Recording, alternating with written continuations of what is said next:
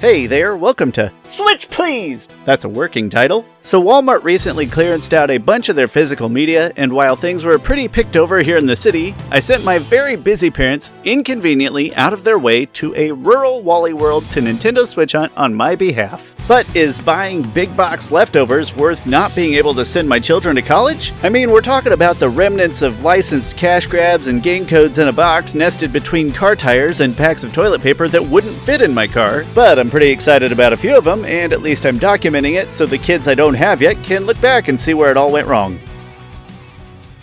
Star Ocean, the second story R, is the main reason I made the difficult decision to spend my parents' precious time and my wife's precious money. My dearest roommate, I accidentally spent all of your groceries money on video games. Cordially, and with warmest regards, the dog. A remake of a well-liked PlayStation 1 action RPG I've never played. The current going rate is still $45 to $55, but the reviews are very good and say it works for original fans and first-timers. Personally, I only bought it so my PS1 buddies would finally love me back. They'll never accept us. We have way too many polygons. It just has what real-life scientists are definitely science describing as box sexiness, collection allure, shelf appeal.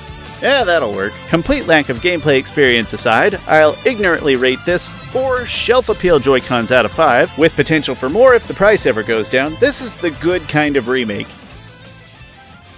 Nickelodeon Kart Racers 3 Slime Speedway might seem like a decent kart racer option if you saw it on the shelf for its standard $20 between DreamWorks All-Star Kart Racing and Cars 3, and you were unfamiliar with Game Mill's previous work. More like Disappointment Mill, am I right? Because instead of reducing grain into flour, it reduces your childhood nostalgia into disappointment? Boo!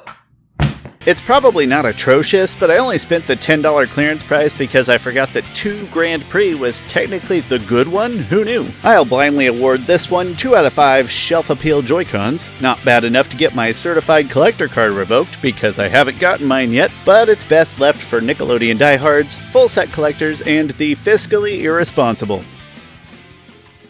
Story of Seasons: A Wonderful Life is a remake of the GameCube's Harvest Moon: A Wonderful Life. It's a farming and life sim with generic splashes of RPG that gets average reviews but seems honest to the original, and it only runs $20 to $30. You know, raised on a farm myself, somehow I missed that whole digging for treasure part of everyday rural life. Price of wheat's down, but 30% chance of buried treasure later this week. So to get caught up, I'm filing this one into my hobby backlog somewhere in between actual treasure hunting and actual chores. How about a wildly uneducated 3 out of 5 shelf appeal Joy-Cons for being a decent entry in a long-running franchise for a specific audience?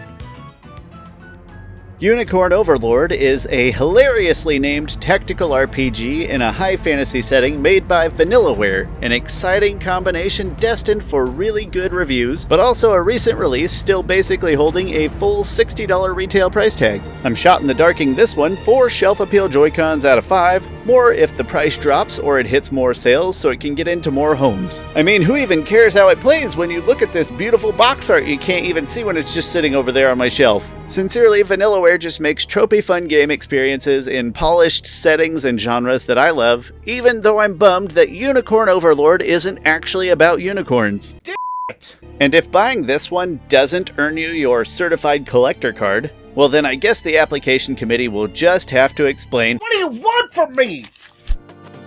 Catan Console Edition Super Deluxe is a stupid name for the video gamified version of the popular Settlers of Catan board game. Tabletop turned video game is a sketch combo of niche audience and surprisingly tough to get right, and the reviews here are uninspiring, but it seems functional, and online multiplayer is a lot easier than getting all 3 of your friends over to your house. And single player with AI is a lot easier than making 3 friends. This has a small but specific place in the Switch backlog, such as the next time I want a board game but without all of that pesky, enjoyable human interaction. So for $20 to $30, I'll blindly give it 2.5 out of 5 Joy-Cons worth of shelf appeal. Certainly worth the 10 minutes my parents and that store associate spent waiting by the cabinet while I read the IGN review. Taiko no Tatsujin Rhythm Festival is a positively received entry in a long-running series. Reviews say it's good for series newcomers, and for the $15 to $20 going rate is worthwhile even without that modern monstrosity subscription service. So I took a chance and I'm filing it in the backlog under Play It With My Wife When We're Drunk. You know, it probably doesn't have the widest audience, but Switch collections need a good rhythm game. So let's give this an uneducated 3.5 out of 5 shelf appeal Joy-Cons. No, it won't sway the Certified Collector Application Committee, but I can afford a decent bribe with all this clearance price money I'm saving. Listen, I'll give you everything I have in my pocket right now. Cobra Kai is a passable side-scrolling beat-em-up, but I got Cobra Kai 2, Dojo's Rising, which is worse, and is also a 3D brawler that's maybe kinda quasi-open-worldy. I think it's also still in my parents' car somewhere, and since naturally it's published by Game Mill, and I have no interest in the show, nope.